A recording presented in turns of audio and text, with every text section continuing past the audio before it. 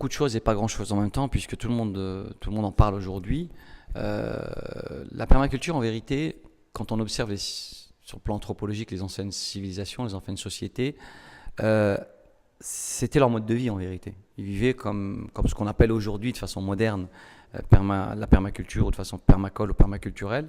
Mais l'idée de la permaculture, elle est née dans les années 70 en Australie notamment, mais il y a d'autres expériences qui ont eu lieu à peu près à la même époque, notamment au Japon ou en Europe centrale, et qui consiste à observer le modèle de vie naturel, donc la nature, et de comprendre ses modes de fonctionnement, et s'en inspirer, ce qu'on appelle aussi le biomimétisme sur certains aspects, pour essayer de concevoir des écosystèmes humains qui ont à peu près les mêmes finalités et les mêmes fonctionnements. Dans la nature, les écosystèmes sont stables. Une tempête qui dévaste une forêt, la forêt se régénère et repart. Nos tempêtes à nous, nos tempêtes humaines, Tchernobyl, quand ça explose, on est parti pour longtemps. Donc nous, les écosystèmes humains sont très très fragiles.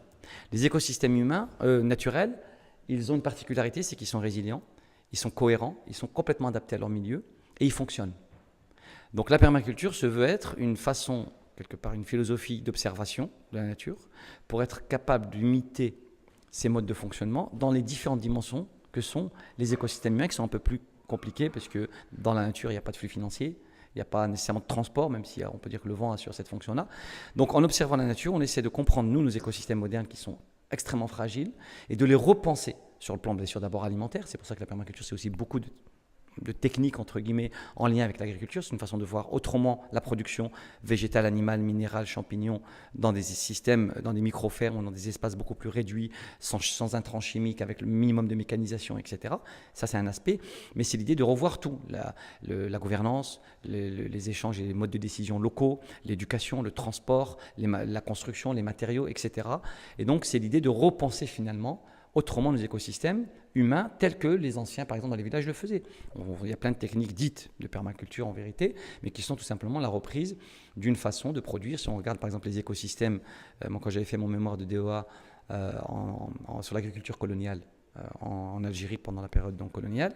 J'étais parti à la Roide, donc dans le désert, et dans le désert, comme d'ailleurs dans la plupart des systèmes désertiques mondiaux, les habitants du désert ont inventé des écosystèmes de production dans les oasis qui sont des écosystèmes complets. Ce n'est pas des palmeraies où il n'y a que des dattes. On a un système complet, complexe, où il y a donc en hauteur les palmiers, où il y a des arbres intermédiaires comme le grenadier et l'abricotier, où il y a des buissons de plantes médicinales, où il y a des plantes plus basses, il y a des systèmes d'irrigation, et c'est des écosystèmes qui sont équilibrés. Donc les êtres humains, ils ont fait tout ça depuis très longtemps. Il y a plusieurs milliers d'années, en Amérique centrale, les Indiens de cette région-là ont inventé ce qu'on appelle les trois sœurs, donc des systèmes de production. On intègre des protéines végétales que sont par exemple les haricots avec le maïs qui permet de créer une céréale avec en même temps de servir de tuteur, avec des courges, une famille de courges qui en même temps est une courge qui a des épines et qui évite donc, qui protège le sol et qui garde l'humidité. C'est ce que fait Allah Ta'ala dans la nature. La ronce, elle sert à ça. Donc c'est un peu ça cette approche qui est beaucoup plus large et complexe. Mais aujourd'hui, on en parle beaucoup parce que l'être humain il est un peu perdu, il cherche des solutions et donc on met de la permaculture un peu à toutes les sauces. Mais c'est un vrai sujet. C'est une réflexion et une approche du monde qui est totalement différente et que nous, en tant que musulmans, est-ce qu'il y a une façon musulmane de voir la permaculture? C'est aussi un sujet. Est-ce que les croyants ne la voient pas nécessairement de la même façon que ceux qui n'ont pas une religion?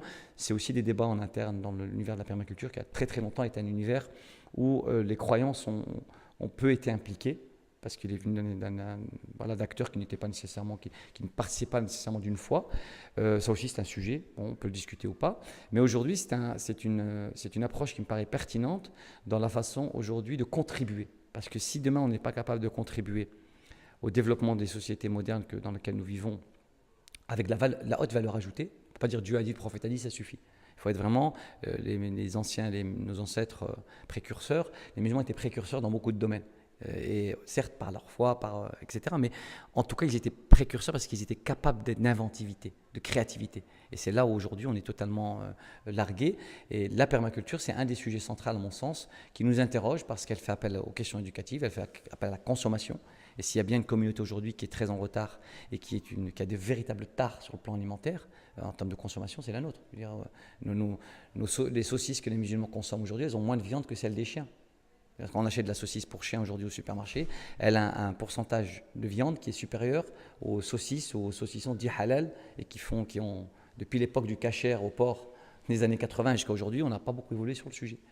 Et donc voilà un peu en quoi la permaculture aujourd'hui me semble être une approche utile que les musulmans devraient s'approprier à mon sens, mais dans un espace inclusif, divers et pas communautarisé. Parce que quand on est communautarisé, quand on reste toujours dans l'entre-soi, en fait on cumule les tares et on dégénère.